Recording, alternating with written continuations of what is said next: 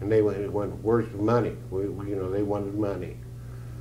And I don't know, you know, we have no, we don't cash, you know, we get our check goes into the mail, I mean into the bank, and then either write a check or it's automatically deducted or what. We very seldom have $5 at home. Yeah.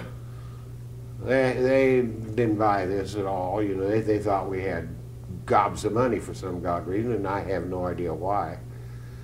But that's what was in their head, and they would not let go of that. And they tied us up. They tied me to a chair just like this with duct tape, which they got out of my own garage, by the way. And did they? I mean, excuse me. Like, did one of them stay while the other one went to the garage? Yeah, yeah. We were never. You know, one of them was always here with us. And he had a gun? Oh, yeah. Oh, yeah, big gun. Big gun. And so anyway, we had no money, and they were tying me up to the chair over there, and I remember them saying, well, we'll see how, they said something about, we'll see how much money you got when we beat the hell out of your husband here right in front of you. Which, you know, that didn't set me in a good mood right there. So they never did that. But anyway, they duct taped me to the chair, and I was tied behind my back like that with the duct tape. And what they did was, they did that, and then they shoved me in our bathroom downstairs down here. Shoved me in there and turned off the light and shut the door.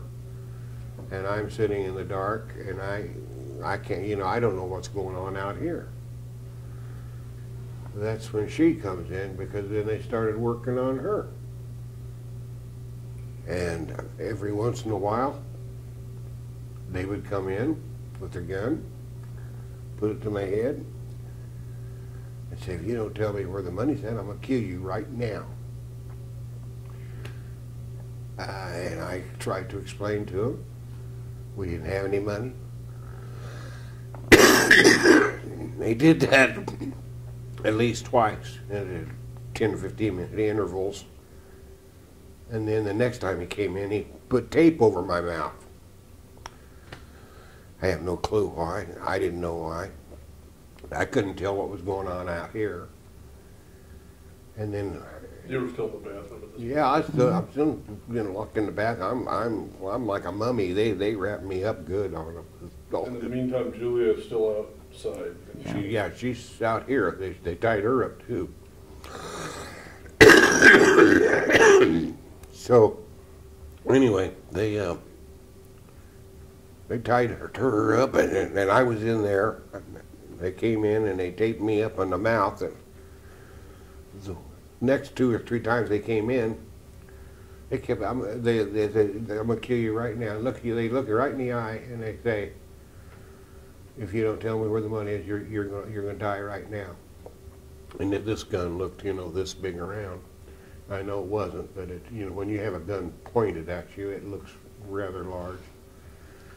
So I thought, you know, I thought I was dead, you know, at least 4 or 5 times through it. I really believed I was dead, because we had no money, and they were going all over the place trying to find money. We didn't have any money, and I thought they were going to kill us, and then, you know, that was it. That would be it. What were your thoughts about Julia at the time? When you were I didn't see. I didn't know. I couldn't hear what was going on out here. I heard that them. They would run around and shuffle and everything. And what happened was, they were here for like 2 hours, and with me they kept coming in, and they were gonna kill me right then and there, you know, for 4 or 5 times like that. And then all of one time toward the end, there was this great big bang, Well, I said, oh Jesus, they've shot my wife. And now they're going to come in, they're going to open up that door and they're going to shoot me and we're both dead. But that didn't happen. I just sat there waiting to die for 2 or 3 minutes or whatever, and I didn't hear anything. And I thought, okay. And I started wiggling and trying to get out of the tape and everything, which took me about 20, 30 minutes to get out of the duct tape. And I finally got out, and I opened up the door, and I came out here over on the hallway there. There was this big butcher knife that we have in the kitchen. It was laying on the floor there, and I picked it up. It had blood on it. I thought, hell, they stabbed her and they shot her.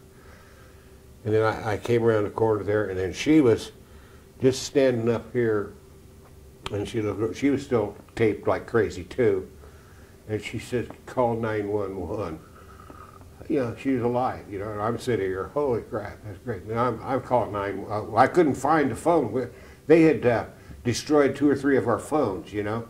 I had a hell of a time. I finally found one that they didn't find and destroy. So I found the phone and called 911, and here they came, you know, and it went from there. And that was there. She was the one out here. They were whacking on her all over the place. They broke bones and everything else on her. And, you know, with me, I didn't get that, but she did.